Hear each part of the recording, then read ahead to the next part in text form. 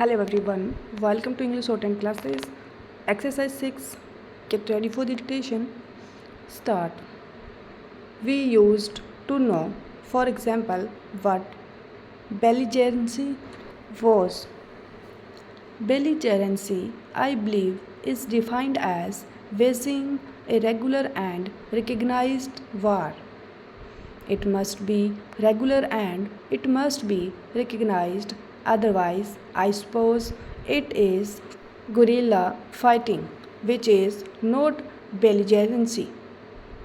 And insofar as states or rulers are concerned, the opposite of belligerency used to be neutrality, that is, not siding with a power which is belligerent or which is waging an active and recognized war.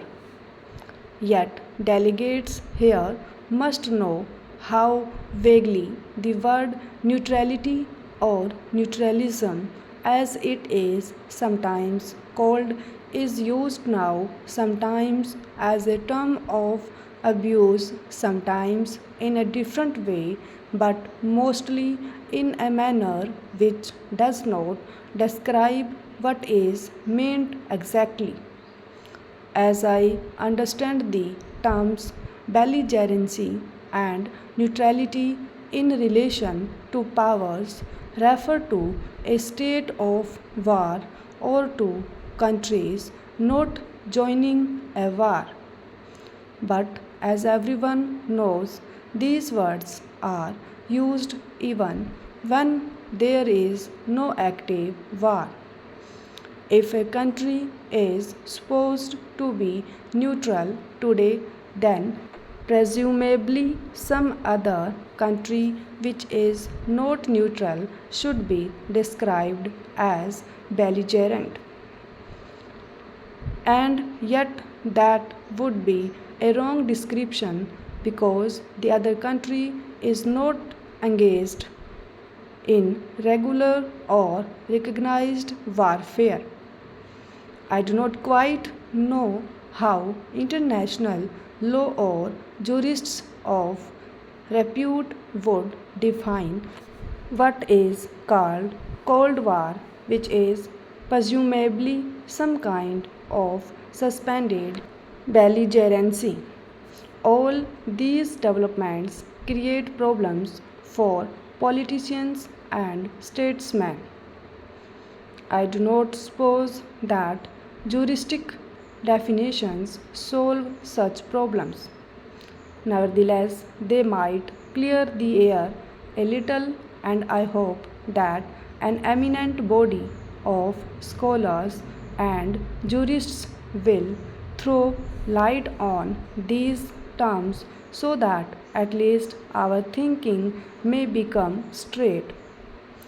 As I said, we find today a return to some extent to the idea of the old Holy Alliance, backed by military pacts and economic measures. I should say that there is more than one Holy Alliance. Behind all this lies enormous danger to the world in case of war. I take it that international law is meant primarily to prevent war. Its purpose is to settle problems and disputes by methods other than war. War is an absence of law. It is true that so far international law does not have behind it the same strength that domestic law does. But its main purpose is the avoidance of war. Almost everybody in the wide world dislike the idea of war today because it is so dangerous. How can jurists and lawyers help in the avoidance of war? They cannot help directly in political developments, but they can do much here. Stop.